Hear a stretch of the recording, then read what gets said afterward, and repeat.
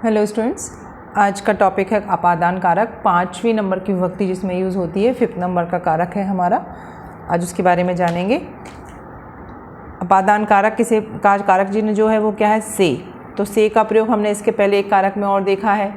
उस से का प्रयोग करण कारक में हुआ था। तो उस वाले से और अपादान वाले कारक चिन्ह से में क्या फ़र्क है, तो जब अपादान का से आता है उसका मतलब होता है सेपरेशन, मतलब कोई चीज़ कहीं से दूर हो रही होती है, उस समय पर हमें अपादान कारक लगाना है। जबकि करण कारक में क्या था, जब हम किसी चीज़ का प्रयोग करके कोई काम करते हैं साधक सहायक के रूप में, तब वहाँ पर से का प्रयोग होता है। अपादान कारक से पंचमी विभक्ति का प्रयोग होता है। तो जब भी अपादान है मतलब कि पंचमी विभक्ति। अगर आपसे पूछा जाए कि कारक को पहचानिए, तो आपने इसे कारक पहचान लिया, आप पंचमा अपादान कारक है। अब उन्होंने कोई शब्द दे दिया, किसी भी संज्ञा सर्वनाम का कोई भी शब्द लिख दिया और बोला कि इसका उचित प्रयोग करिए, तब आप क्या करेंगे, वहाँ पर अपादान कारक के हिसाब से पंचमी विभक्ति लेंगे। जैसे उन्होंने लिख दिया डैश करके, और एक जैसे रामा शब्द लिख दिया। रामा शब्द में अब उन्होंने बोला कि नियम के हिसाब से तुम्हें अपादान कारक हो रहा है, लेकिन इसमें विभक्ति कौन सी आएगी, तो फिर आपको लिखना है वहाँ पंचमी विभक्ति आएगी। आप सबसे पहले तो ये जानते हैं कि अपादान किसे बोलते हैं। अपादान किस, इसके लिए सूत्र है ध्रुवम पायो अपादानम, संस्कृत का सूत्र है। कभी कभी एग्जाम में खाली स्थान में पूछ देते हैं ध्रुवम अपायो, फिर खाली स्थान छोड़ दिया, तो आपको आना चाहिए कि यहाँ पे अपादानम होता है। ऐसे एमसीक्यूज में क्वेश्चन आने की संभावना रहती है। तो जिससे किसी वस्तु का अलग होना पाया जाता है उसे अपादान कारक कहते हैं। जहाँ से भी सेपरेशन हो रहा है, जहाँ से सेपरेशन हो रहा है वो अपादान है।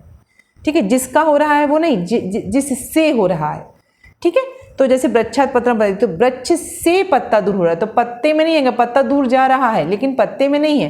कहाँ से हट रहा है, वृक्ष से हट रहा है, तो वृक्ष में पंचमी विभक्ति लगेगी, तो वृक्षात पत्रम पतति आएगा। तो बिल्कुल भी कन्फ्यूजन नहीं होना चाहिए कि पत्र में आएगा कि वृक्ष में आएगा। जहाँ से दूर हो रहा है वहाँ पर पंचमी विभक्ति लगेगी।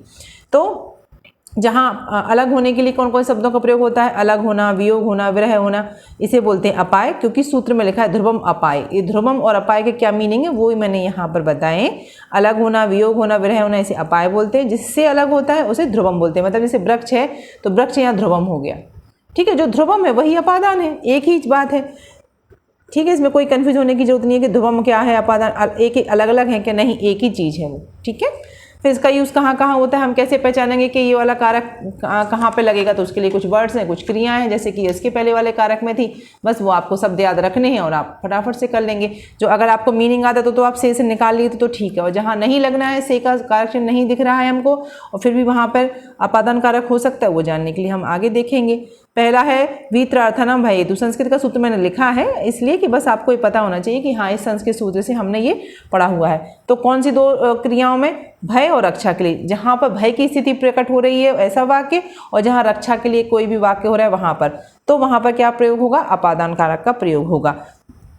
अपादान कारक लगेगा किसमें, क्या जिसको डर लग रहा है उसमें नहीं, जिससे डर लग रहा है। जैसे कि बालका चोरात बिभेति, तो बिभेति जो क्रिया है, बिभेति का मतलब होता है डरना। ठीक है, और रक्षंती का मतलब होता है रक्षा करना। तो बालका चोरात बिभेति, बालक को चोर से डर लग रहा है, से। ठीक है, तो यहाँ पर देखिए, यहाँ पे कोई अलगाव और कोई मीनिंग नहीं आ रहा, बस से कारक चिन्ह आ रहा है। तो यहाँ पर कंफ्यूज नहीं होना है कि यहाँ पे अलगाव नहीं आए फिर भी से लगा है। ये इसीलिए ये नियम है, स्पेशल नियम है कि वर्ड्स दिए हुए हैं, क्रियाएं दी हुई हैं, क्रियाएं दी हुई हैं मतलब कारक विभक्ति है, और वर्ड्स दिए हुए हैं जैसे ये नीचे वाले वाक्य में है, अभी हम बताएंगे आपको, वहाँ पर उपपद विभक्ति होती है। तो विवेति, तो बालक को किससे डर है, चोर से, तो चोर में अपादान होगा, ना कि बालक में। बालक डर रहा है इसका मतलब ये नहीं कि बालक में लगेगा, चोर में। सैनिका शत्रु देश रक्षन्ति, तो ये बहुवचन का वाक्य हो गया क्योंकि सैनिक बहुत सारे हैं, तो शत्रु का भी बहुवचन बन गया। देश रक्षन्ति, तो शत्रु बहुवचन आएगा पंचमी विभक्ति का रक्षन्ति, तो यहाँ पर रक्षा करने के फॉर्म में है, तो इसीलिए यहाँ पर भी शत्रु की पंचमी विभक्ति हो। किससे रक्षा कर रहे हैं, शत्रु से रक्षा कर रहे हैं। ठीक है, भय का कारण होना जरूरी होता है। जैसे अगर चोर नहीं होता, बालक डरता है, तो फिर यहाँ पे बालक ही रहेगा, यहाँ पे फिर नहीं होगा पंचमी विभक्ति। ठीक है, कारण होना, डर का होना बहुत, क्योंकि जिससे डरेंगे तभी तो से चिन्ह आएगा ना।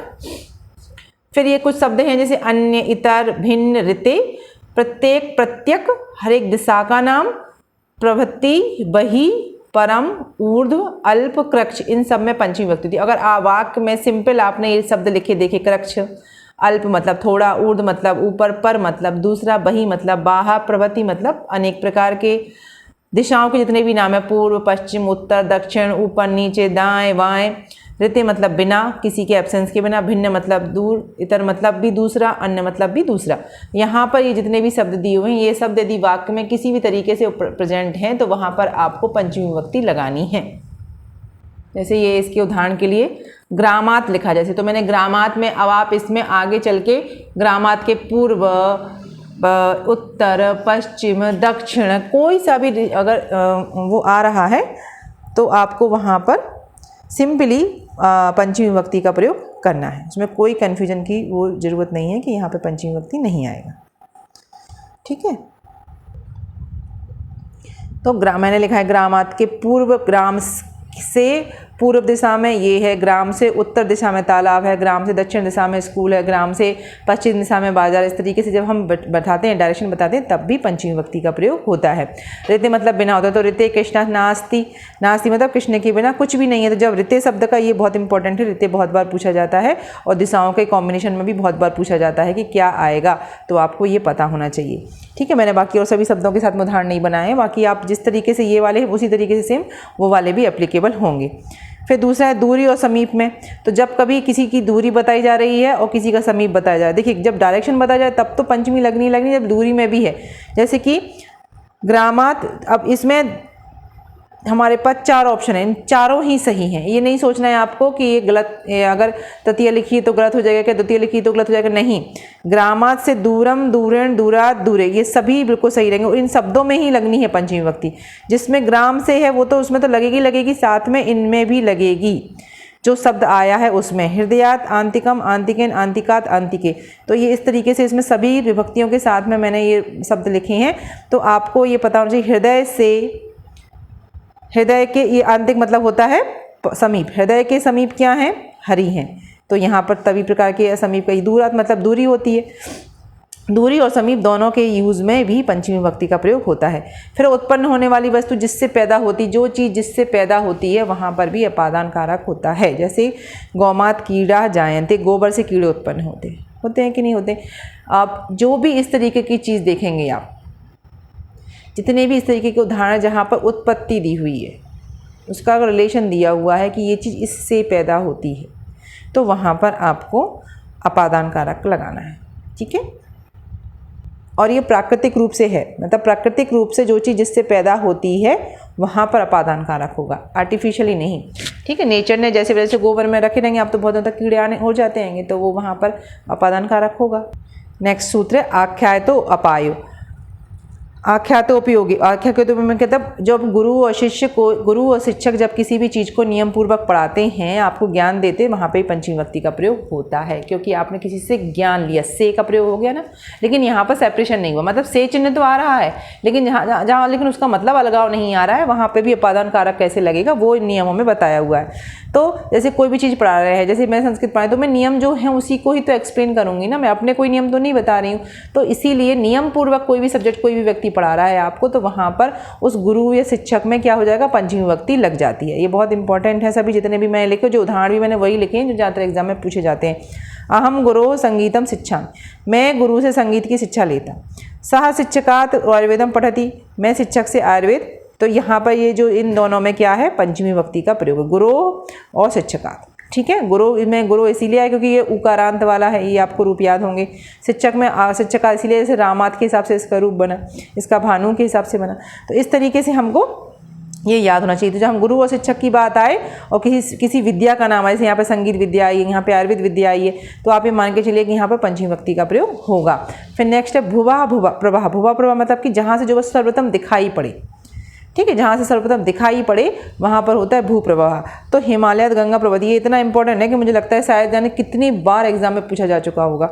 हिमालयत गंगा प्रवती, तो हिमालय से गंगा निकलती है। नदी पर्वतात निर्गच्छति, नदी पर्वत से निकलती है। तो यहाँ पर क्या है, नदी पर्वत से निकल रही, हमने देखा पहली बार उसको, बस इतने में पंचमी विभक्ति लग जाती है, दैट्स इट।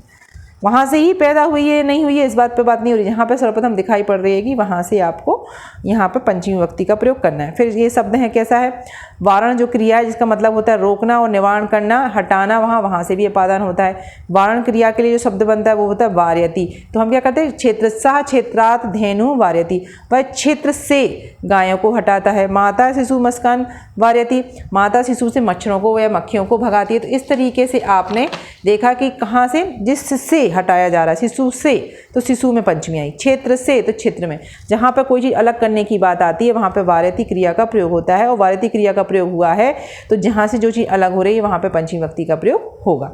फिर कुछ 3 शब्द और हैं, जुगुप्सा, विराम और प्रमाद। जुगुप्सा मतलब होता है घृणा, किसी से घृणा करना, विराम मतलब रुकना, और प्रमाद मतलब असावधानी। जब किसी में हम बहुत ज़्यादा लापरवाही करते हैं किसी काम में तो उसे बोलते हैं प्रमाद, वहाँ पर अपादान कारक होता है। रामः पापा जुगुप्सत, तो किसमें, जिससे घृणा हो रही है, जिसको रोकना चाहते हैं, जिसमें असावधानी हो रही, उन सब में पंचमी विभक्ति लगेगी। तो रामः पापा जुगुप्सत, पाप से घृणा, राम को पाप से घृणा है। रामः पापात् विरमति, पाप से हटना, राम पाप से हटते हैं। रामः धर्मात् प्रमादति, राम धर्म के कार्य में प्रमाद करते हैं। इस तरीके से इसके मीनिंग निकल के आते हैं। तीनों शब्दों के साथ में किस तरीके से मीनिंग बनेगा, तो आप तो ये शब्द याद रख लीजिए कि जब ये शब्द लिखे हों वाक्य में, यहाँ पे क्रिया, यहाँ पे ये वाले शब्द लिखे हैं, तो आपको सिंपल पंचमी विभक्ति लगा देनी है। जहाँ पर ये वाले हैं कि जहाँ से कोई वस्तु प्रकट हो रही, नियम पूर्वक कोई विद्या ले रहे हैं, तो वहाँ पर उस हिसाब से आपको याद रखना है। तो अपादान कारक में ब्रीफ में सिंपल है, कुछ भी नहीं है। सिंपल एक तो सेपरेशन में जहाँ पे जो चीज़ अलग हो रही है उसे अपादान बोलते हैं। फिर कुछ शब्द हैं जैसे कि भय में, रक्षा के योग में, आपको कुछ चीज़ जहाँ से प्रकट हो रही है, गुरु या शिक्षक जब किसी स्पेशल विद्या को सिखा रहे हैं नियम के हिसाब से, दिशाओं का डायरेक्शन, जो भी कम्युनिकेशन, जो भी डायरेक्शन बताने के लिए प्रत्यक, दिशा, बहिर, अंतर, पूर्व, परम, ऊर्ध्व, ऋते, भिन्न, ये जो शब्द हैं इनके साथ में, इन सब के साथ में अपादान कारक का प्रयोग होता है। जिससे जो चीज़ पैदा होती है, उत्पन्न होती है नेचुरली, उसमें भी अपादान कारक का प्रयोग होता है। दूरी और समीपता बताने के लिए भी कारक का प्रयोग होता है।